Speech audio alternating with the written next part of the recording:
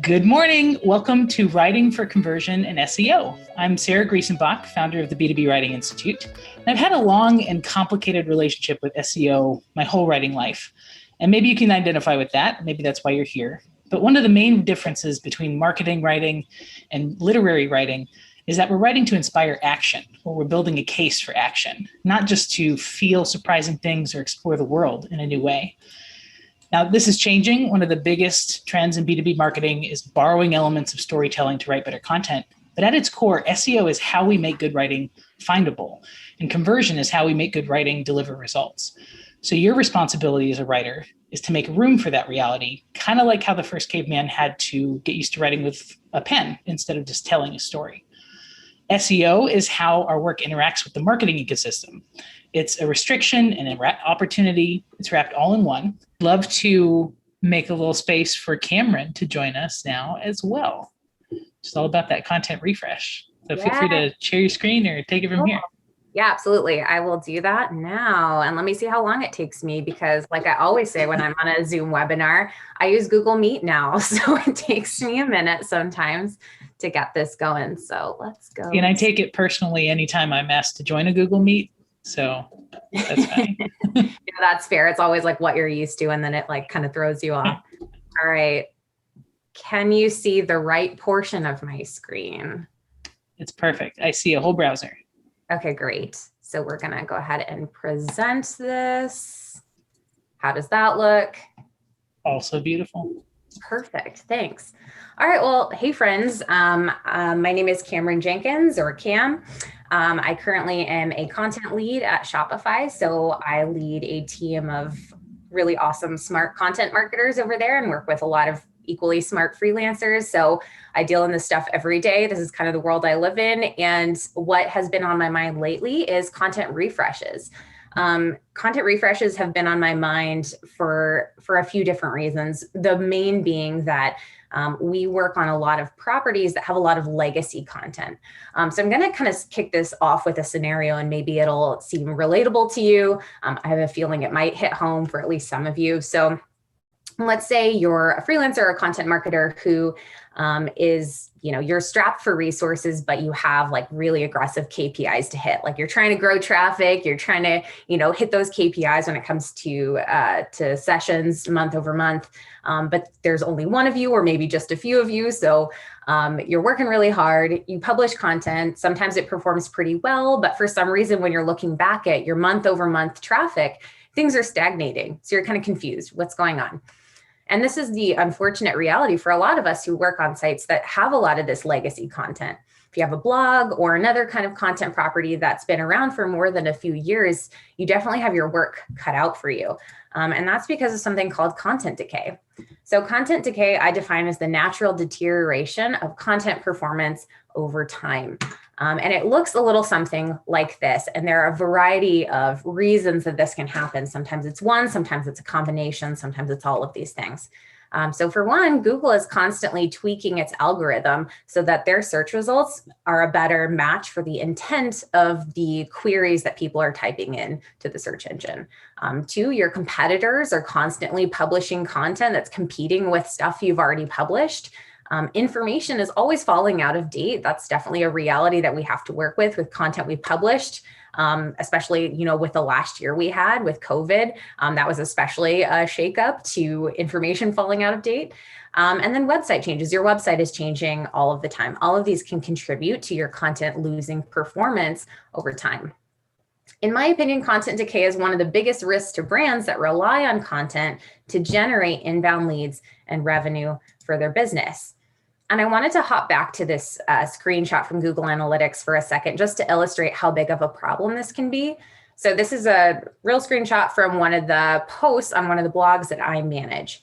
And at its highest point, it was bringing in about 4,000 sessions every week to our site, which is pretty substantial. And at its lowest point, which you can see here, the very obvious lowest point, less than 600 sessions per week. And now when it comes to traffic, we know that it's all kind of relative, right? For some topics, 600 sessions every week would be nothing to scoff at. That's actually pretty good. But because of its past performance and because we were looking at the historical data, we knew it could and should be doing a lot more for us. And the thing is that content refreshes are the antidote to this problem. Content refreshes involve updating existing content to reclaim that lost organic search traffic. And that's what we're talking about today. However, when I surveyed a bunch of content marketers, I found that most people are only dedicating a pretty small piece of their publishing calendar to content refreshes. So I think there's room to fix that. I think there's room to grow in this area. So I'm going to walk you through the exact process I use to refresh content that's no longer performing. And it's kind of a three-pronged process. It starts with identification, then there's execution, and then there is iteration. So of course, we're first going to start with identification. How do we even know which content needs to be refreshed? Because if we focus on the wrong content, it's not going to have the effects that we're hoping for it to have. So this is something, unfortunately, that our guts and our intuition aren't going to tell us what to do here, because we're talking about organic search traffic loss over time. We got to get roll up our sleeves and dive into the data. So the first tool in our toolkit that we can use to identify refresh opportunities is Google Analytics. And one of the reports I tend to default to, I think it can be really great for this type of analysis, is the landing page report. So to get there, go to behavior, site content, landing pages. And just a disclaimer, I guess this is not GA4. This is the previous version of Google Analytics. So if you've already changed over to GA4, then it will be in a different place, but just wanted to caveat there. So the landing page report, once you're there, you're going to want to segment to view only your organic traffic, because we want to zero in on that and organic traffic performance loss over time. So make sure you segment by that. And then step 3 is to set your date range. So there's no hard rule here, but I always say just zoom out enough to see a trend. You want to avoid fixing something that isn't broken. So maybe a post might have an off week. You don't want to go and like, okay, I need to refresh the whole thing just because it had an off week, or maybe that week people weren't searching for it as much. You want to fix things that are actually broken. So zoom out 6 months, 12 months, something like that, to see a trend line. You're going to want to see things that are consistently trending in a downward direction. So here I have 6 months compared to the previous 6 months, and that's what I'm going to be showing here. And you're going to want to look for posts that look something like this, posts that have lost a pretty substantial chunk of traffic over those 2 periods. Now, when you click into posts like this, you see like, okay, wow, almost 40% decline, period over period. That looks pretty substantial. You click into that and you can isolate the trend line for that specific post. And that's going to really help you visualize like, oh yeah, clearly this has been losing traffic over time. And that's typically what you'll see here. But I wanted to throw out a disclaimer that session loss does not necessarily equal ranking loss. So there are actually a lot of reasons you could be losing organic search traffic other than that your rankings declined. So for example, maybe a topic just lost interest. Maybe just not as many people are searching for it as they used to be. Maybe seasonality is at play. There are lots of seasonal search terms that are more popular in the summer than they are in the winter months. And you don't want to refresh something because you're like, oh man, the traffic is declining, but it's actually, oh no, it'll just come back. It's a seasonal term. So that's why I like to pair that kind of methodology I just showed you with this next method in Google Search Console. So if Google Analytics, we're looking at traffic. Google Search Console, we're going to look at our rank position. This is going to go even deeper and show us more precisely what happened and are we actually declining when it comes to our performance for certain keywords. So my first step when I'm in Google Search Console is to filter. Now, I personally like to filter to view only data from the property I'm looking at. So if I'm doing a content refresh kind of audit on my blog, you can filter to only URLs containing blog. I think that's really helpful so you avoid kind of the clutter of other pages on your site you're maybe not looking at right now. Step 2, much like Google Analytics, you're going to want to compare previous period over previous or last period over previous period. Again, just zoom out enough to see a trend. No hard rules here. Here I have 6 months over the previous period.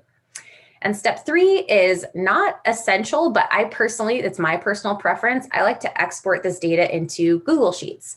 There's a lot of stuff you can do in the Google Search Console UI itself, but I find that exporting gives you more control over how you sort and you filter your data. So the next couple steps you're going to see are in Google Sheets. So that's why it looks like this.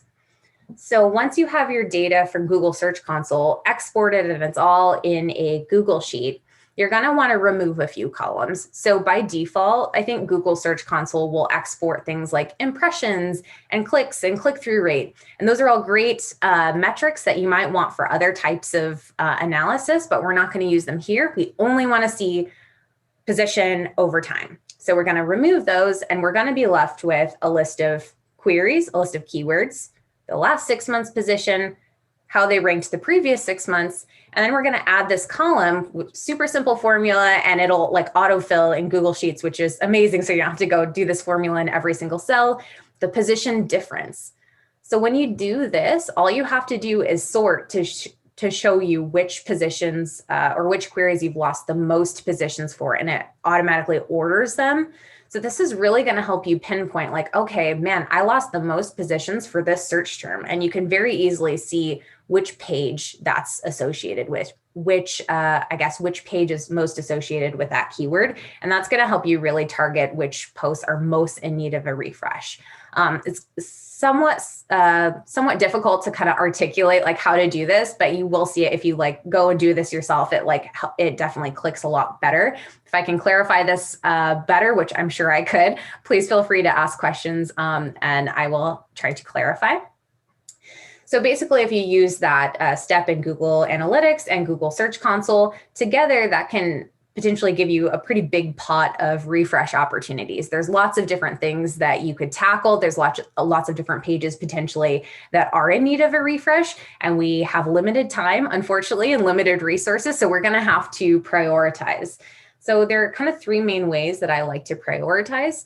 The first being by conversions. Now, I know every company kind of keeps track of their conversions somewhat differently. I think a really common way and one that's easy to attach to content is, again, Google Analytics. So we're going to hop back into Google Analytics. Caveat here is that you have to have these set up. Google Analytics won't automatically know what's a conversion on your site. You have to tell them. So if this isn't already set up in your Google Analytics, you can either do it yourself or work with someone who maybe manages your Google Analytics account, however that's set up for you.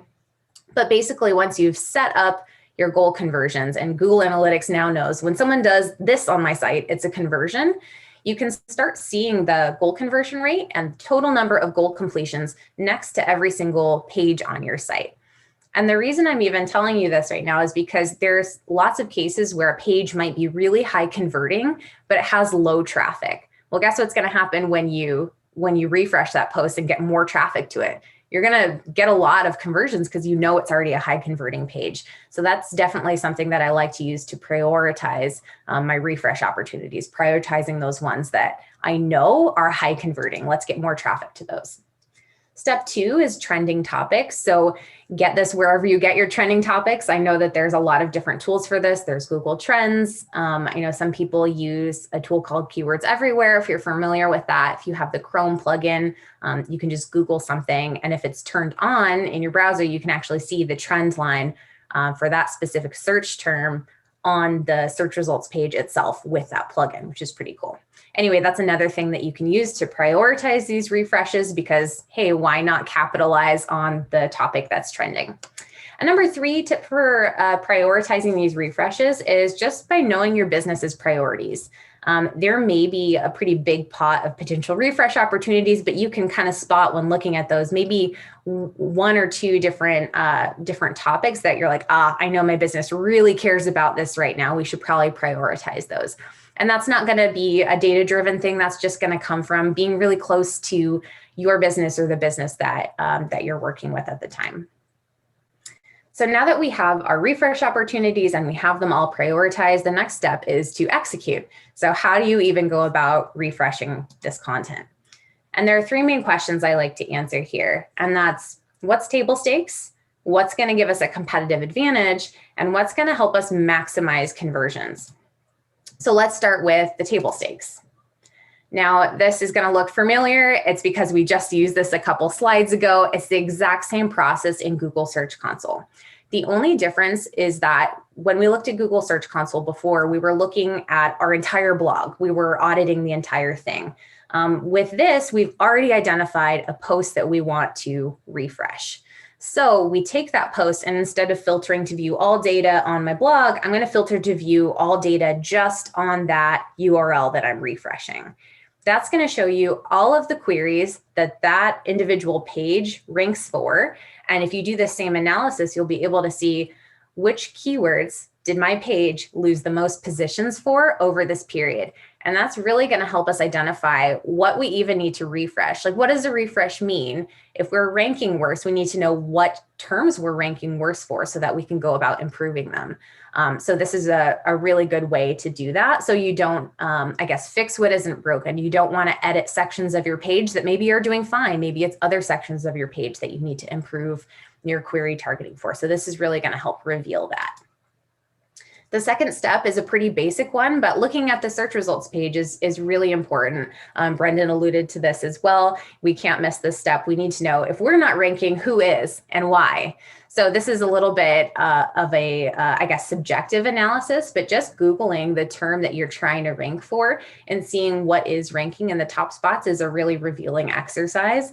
Click on them and kind of take stock of, how long are they? What section headings do they have? How's the user experience? What questions does it answer? Do they have videos? There's all these things that we can evaluate on these pages. And again, we don't want to copy this. Mimicry is not going to get us very far when it comes to ranking and search, but this just kind of gives us a base level, like, what do I need to beat in order to perform well for this term? So I think it's a really important step. Another step that I think is important to take, or at least I like to take when it comes to refreshes, is seeing if there's any opportunities for consolidation. So it often happens that sites or content properties that are a couple years old, they've probably published a lot of content, and chances are that there are some pages on that site that are competing. They're basically about the same topic and would be stronger together than they are apart.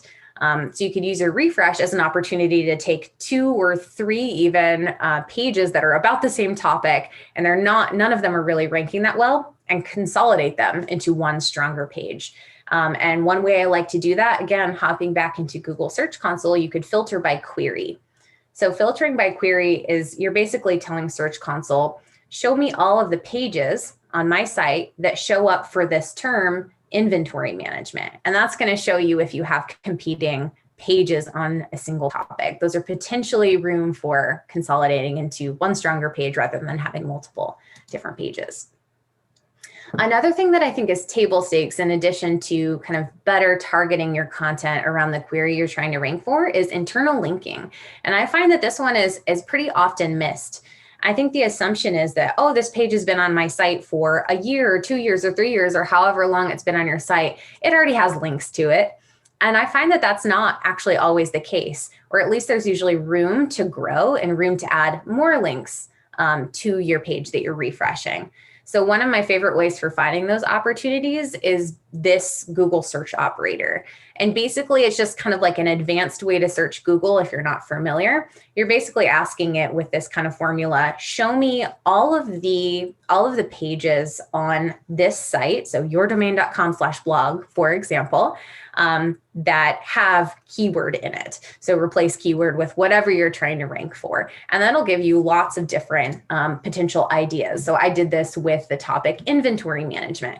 Look at all the pages on my site that say inventory management that aren't currently linking to our inventory management page. What a missed opportunity. Let's go back in and add more links to my inventory management page. Refreshes, I find, are often a good opportunity to audit existing links as well. So not only are we going to want to add new links to this page that we're refreshing, I think it's always a good opportunity to say, like, what existing links exist pointing to this page, and are they still good? Because over time, links can break. Over time, the older way of linking sometimes is not super helpful. Maybe we're just linking with the words like click here, and that could be more descriptive. Maybe links are going through something called a redirect. If you're not familiar, that's basically the page has changed over time. So it's kind of doing some unnecessary hops. Like we're going here, then it's redirecting us here when we can just link directly to the page. There's all those audits that you can do using a tool like Screaming Frog. And if you're interested in getting into the nitty-gritty of this, I think SEER has a really excellent guide, which is what I screenshot here. If you want to check that out, or if you work with someone who's an SEO manager, someone who's more in the nitty gritty of the SEO side of things, you can work with them and just say, hey, can you help me identify places where I might need to fix up these links? Okay, so moving on to what's going to give us a competitive advantage. So we all know that when it comes to ranking, we can't just do the table stakes, right? It's usually a very competitive environment, at least for a lot of the terms that B2B content marketers are going after. It's a pretty competitive space typically when it comes to software and things like that. So we have to go above and beyond. So what's going to help give us a competitive advantage? And one of my favorite ways to give my content a competitive advantage is by including original research in it. So this is an example of something Shopify did where the content marketing team worked with the data science team to get data and pull data from our actual users who use Shopify to come up with this really cool Black Friday, Cyber Monday report, like how much in sales did people do? What was the average cart price? Like this was original proprietary data that really enhanced the article. This is something that no one else could have published because it's proprietary to Shopify. And this is something that, can definitely differ depending on the size of your company. Shopify is pretty big. We have a data science team. If that's not something that's, within your reach, I've been there, totally understandable. There are always ways you can do your own original research that I've done before, and I would definitely encourage. So you could use things like Google Forms and SurveyMonkey and Typeform. You have free options where you can kind of send out surveys of your choice. You can kind of create these surveys based on what data you want to include in your content and send out these surveys and get data back. It's a really good way or low barrier to entry way to get original research into your content.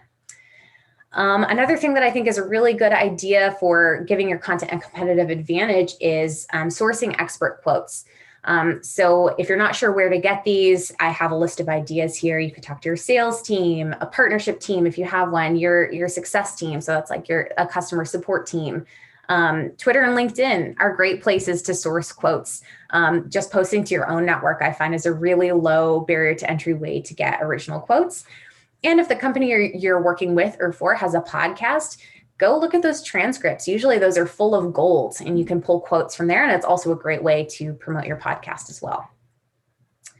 So now this is getting somewhat technical. It's kind of, you never know who's on the line with these types of things. So if this is like not something that's within your purview, at least you kind of know about it. Maybe you could have conversations with the SEOs in your life who you can work with to implement this sort of thing. So this is called FAQ schema, what you're seeing here. And the reason I'm going to care about this in terms of my content refresh is when I'm refreshing content, I want to assume that it's going to rank better after I refresh it. So it's assuming it's going to rank better. I also want to say, okay, it's going to rank better, but how can I get the most clicks and the most traffic possible from my increased ranking? And one of my favorite ways to do that is with stuff like FAQ schema. Basically, it gives your search result an enhanced kind of like jazzed up view. And so instead of just your standard kind of like title tag, description, the URL, you also have this fun like question and answer expandable kind of accordion format. And that's basically just code you can add on the back end of any page to qualify to show this kind of stuff. Same thing here with how-to schema. It looks a little bit different. It's a different type of schema, but same result. It makes your result look a little flashier. Hopefully you're going to get more clicks from your increased ranking. Another thing we found was pretty cool. We didn't realize what happened is we were adding these table of contents to especially our long posts, ones that we wanted to make it a little easier for people to navigate the post. And so we did anchor links where people jumped down to different sections on the page. But by doing that, we also had this unintended but cool consequence that those were showing up in our search result listing as well. So it kind of enhanced the way we looked on the search results. If you're interested in exploring this more, you can explore something called Google Search Gallery to get the code. They actually have the code already for you to like plug and play onto your site, and you can test it using this rich results test. But again, you can always work with an SEO to do this as well. It's not something that's critical for a freelance writer or a content marketer to know. So my next step is what's going to maximize conversions. And so I'm going to kind of blaze through this because I don't want to take too much time. I want to make sure that there's time to answer questions. But basically, I always try to make sure that there's a call to action. I want to make sure it's relevant to the topic of the page. I want to make sure that I'm spending enough time to make sure that the call to action is appealing and that it makes sense. It makes people want to click on it. I like to try multiple placements on the page because if you just include it at the bottom, sometimes people don't read all the way to the bottom. So I like to include it a little higher up as well. I think it's really important to include a call to action so we're not just with SEO getting more traffic, but we're actually converting that traffic as well. And it's moving the needle for our business. And the final step in this process is iteration. And this is really here to just underscore the reality that the refresh process is never done. Typically, when we publish a refresh, we see this great trend line in Google Analytics where we see this spike and it's sustained and we're really excited about it. 207% jump in sessions before versus after we publish this refresh. We're always really excited about this. And we're like, cool, we can't wait to check our overall traffic. This probably really contributed to our bottom line traffic. And then we look at our overall traffic, not just that single post, but our overall traffic, and we're still stagnating. And we're left wondering, what are we doing wrong? Why are we publishing these refreshes? They're all really effective, but we're still not growing at the rate that we want to grow. And this is the point I need to remind myself that SEO is a lot like owning a car. Even when your car's paid off, you're still going to need to spend time and money on regular maintenance. Your old traffic or your old posts on your site are constantly kind of decaying and taking away from your traffic totals. And your new and refresh content are constantly trying to add to your traffic totals. And those are constantly kind of in war with each other. So if you have a lot of old content on your site, refreshes are really, really critical so that your decaying content doesn't detract from your totals so much that you, despite all of the new content you're publishing, you're still losing ground overall. So refreshes, again, are super important for all of those reasons. But if you come away with nothing else, come away with this. Step one, I think the most important thing is to make a regular habit of identifying posts where your position and your traffic have been declining over time. Make sure when you're doing these refreshes, you get the table stakes right, but you also go above and beyond with things like expert quotes and things like schema. And step three, never forget to keep iterating. Content is going to require constant maintenance if you want it to keep bringing in that free SEO traffic. All right, that's it. Thank you. I think I made it just in time. Yeah, that's perfect. And we got a few minutes if everybody has a few minutes. But I saw some questions coming in. I think the first one that I had is, when you're thinking about a good balance of time and budget on new content versus refreshing, what are some things to think about? Because I'm sure it's not the same for everybody. But how do marketing managers kind of think through that and the people that they're going to hire to help with that? Yeah, I would definitely say if you have a lot of kind of older content that you know is in the state of decay and you're strapped for resources, that to me would say we really need to double down on refreshes. We should probably prioritize those over new content because we can publish all the new content in the world and still be losing ground because all of this old content is decaying. So I might actually focus my priorities there. Now, if you don't have this body of old content and you know that there's nothing really detracting from your content, I would say like new content all the way. Just keep in mind that there's a level of maintenance that has to be involved. So I would say definitely focus on quality over quantity, because just know the more you publish, the more you're going to have to maintain. So think down the line further than just the date of publish. Think about 6 months, a year from now, this is going to need probably a refresh. Am I going to want 20 posts to do this on or 10 posts to do this on? So just kind of anecdotally, that's how I usually think it works best. So I have a trick question for you. Oh, yeah. What is old to you?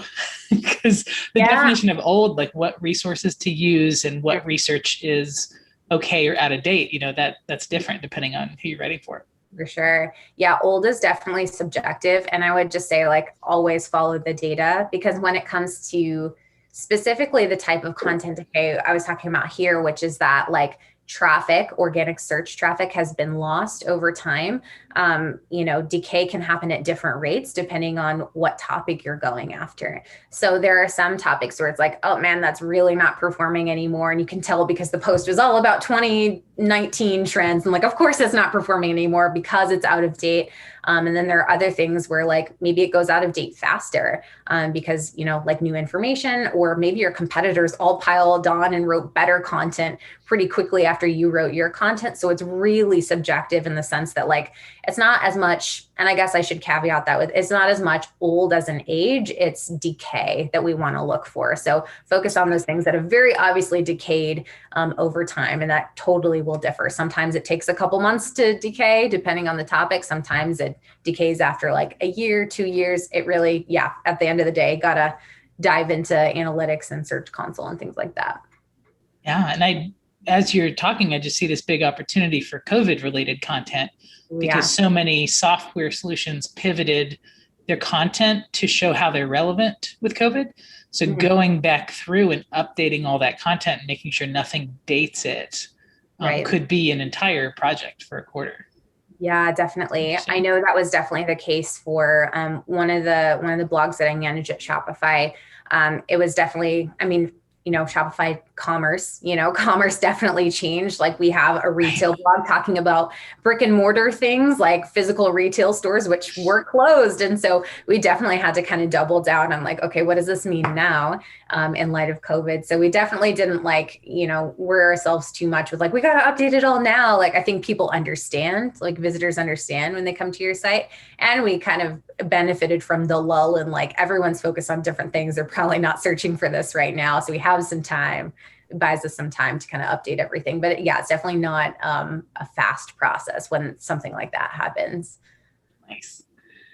And I have just one tag on question before we get to what Jesse asked, but it never occurred to me. Would you say that a massive archive that's out of date or maybe on the wrong topics, is it just that decay means that it won't perform, or does decay mean it would actually negatively impact your results? So it could be working against you while Google's looking for relevance. Yeah, I think when it comes to decay, it's not as if like inherently it can't perform. It's that it doesn't anymore. So I think like taking a look at what were we initially trying to target, and then trying to reverse engineer, like why did we lose 20 positions for this over the last 6 months? And that's when it goes into like, let's look at the search results and see like, well, what is ranking? Oh, okay. Well, that is a better article. Okay. Now we need to go back to the drawing board. So it's not like there's no opportunity. It's very much just like the decay usually happens because something like, an algorithm tweak or competitor content or out of date info. So the opportunity is always still there for sure. But yes, it's all about kind of looking at like, well, why did we lose position for this? Gotcha. Well, and Jesse asks, doesn't an FAQ schema disincentivize people to actually go to your site?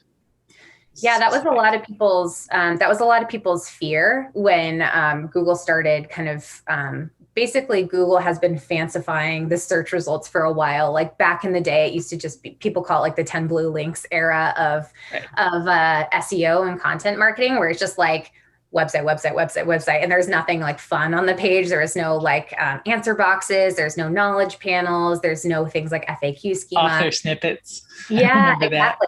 Totally. All of that stuff. People are worried like, oh no, is the search result page just going to be so interesting and informative that no one's going to want to actually click through to the sites? And really at the end of the day, again, I'm going to point to the data. Slack. The data doesn't lie. So when we did this experiment, we consistently noticed a huge spike in clicks and traffic to these pages. Test it on your own site, maybe for particular queries, like cool enough. I got the answer to my question without even having to click through to your site. I've never experienced that, but I'm not saying it's out of the question. So it's definitely something that you're going to want to test. But no, we've typically seen, and we guess that's because like people want to know more. They want the contextual information. They don't usually just want a quick answer. They're like, okay, cool, I got the answer, but like there's clearly more to the story. So I want to read more than a sentence on this answer. I want to like read the full answer and be really informed. So that's our hypothesis why we can see more clicks from things like FAQ schema. Yeah. Yeah. And because with different types of searches, you might be looking for the information or just deciding if that's the right source. So then the more details there helps. Totally. Neat. So any other questions in the chat? We can send everybody on our way to actually implement everything we've learned today. This has been really helpful. Nice. Yeah. If anyone has any other questions, feel free to reach out. I'm mostly on Twitter. I have a website. Let me share that again. Monitor it. So yeah, Twitter's probably the best place to reach me. I'm happy to answer, clarify any questions about content refreshes. Mm-hmm. Yeah, I was thinking the examples you were sharing. I remember on Twitter when everybody freaked out when the first person or company like noticeably bought the pay-per-click for their competitors' SEO results. So it was like people sharing screenshots of how upsetting that was, whereas now it's just very normal. It's part of the practice for everybody. Yeah, totally. Great. Well, thank you so much for your time today and everybody for attending and for the replay. We hope this has helped you see, no matter what kind of writing you're doing, how SEO plays into that and makes you apparently a better writer, which is new to me, but I'm convinced at this point.